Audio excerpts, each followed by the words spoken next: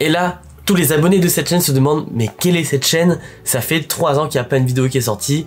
C'est normal, parce qu'en fait, ça va être vraiment ma première vidéo de vlog, où en tout cas, je vais vous parler du quotidien d'acteur. J'ai plein d'anecdotes à vous raconter, et ça peut être rigolo. Donc, je m'appelle Klein Eden, ça se prononce Klein Eden. En vrai, je dis ça, mais je peux très bien laisser Clean ou Klein. Donc, je suis comédien et réalisateur. J'ai pu faire...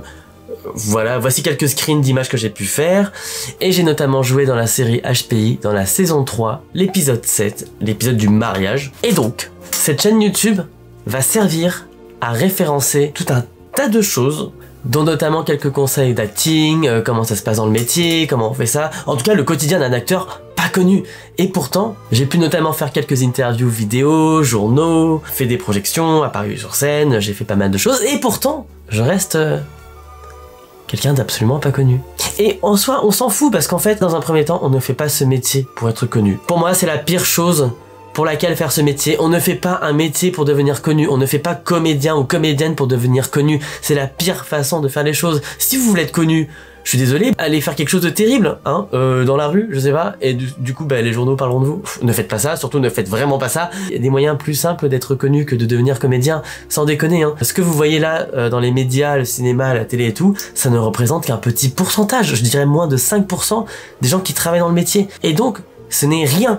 Vous avez mieux fait d'écrire un livre, d'exceller dans le métier dans lequel vous faites, pour devenir connu. En tout cas, être connu est la pire façon de faire les choses. Si on fait ce métier, c'est par passion, c'est parce qu'on a envie de raconter des histoires, on veut interpréter des choses, ou en tout cas pour ceux qui sont comédiens ou comédiennes, le plaisir d'interpréter, et ceux qui veulent réaliser, le plaisir d'écrire et de construire toute une histoire à montrer aux gens. Voilà. Bon, on commence déjà cette vidéo avec beaucoup de mise en garde, on peut dire ça comme ça. Pas très positif, j'en suis désolé, mais c'est la réalité du métier, c'est factuel. Et moi, tout ce que je vais vous mettre là, ça sera du factuel. Il n'y aura pas de paillettes et tout. Eh oh, non, pas comme ça. Ça sera du quotidien, des moments de déception, des moments de victoire, s'il y en a. Ouh, qu'on est drôle, s'il y en a. Il y aura de tout, il y aura de tout. Et j'avais oublié ce que je voulais dire.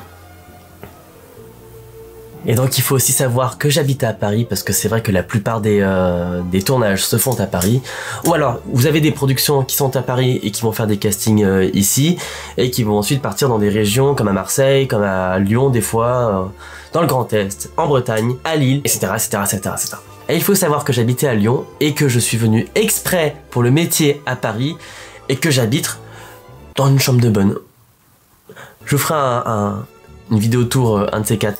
Et voilà, on reste dans une très petite chambre, tout ça pour pouvoir faire des castings, tourner, faire des films.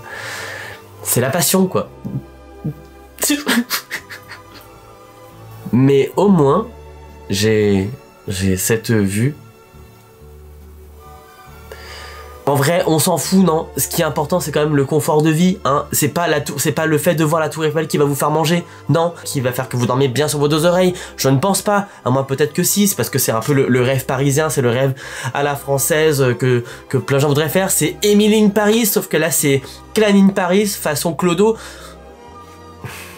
Je déconne, évidemment, j'exagère, hein. Mais en tout cas, on est quand même heureux dans sa vie. Et c'est super.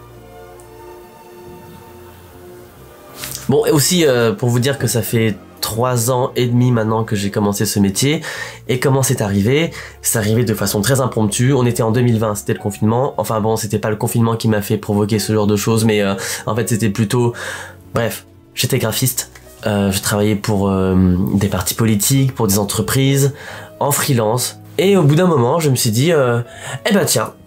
quand j'étais plus jeune, j'ai fait un conservatoire en musique et théâtre. J'ai commencé par la musique d'abord et ensuite j'ai fait le théâtre.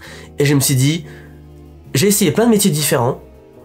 Et le seul truc où je ne m'ennuie pas, c'est de jouer dans des courts-métrages, dans des films en tout cas, de jouer tout court. Et je me suis dit, bah c'est le moment.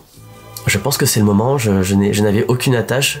Enfin si, évidemment, on en a tous des attaches, mais il faut réussir aussi à passer outre ces choses et à se mettre un peu des coups de pied aux fesses.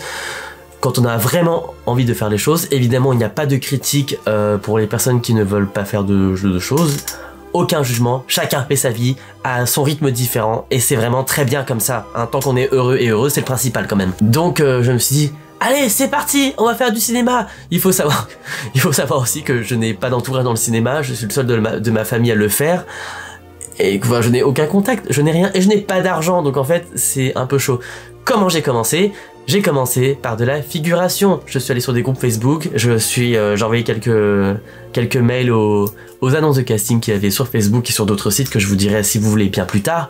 Mais je suis allé là-dessus, je suis arrivé en figuration, j'ai rencontré d'autres comédiens et comédiennes, je leur ai posé plein de questions de comment faire, et ben voilà. Vous dites que je parle trop vite? Tant pis pour vous.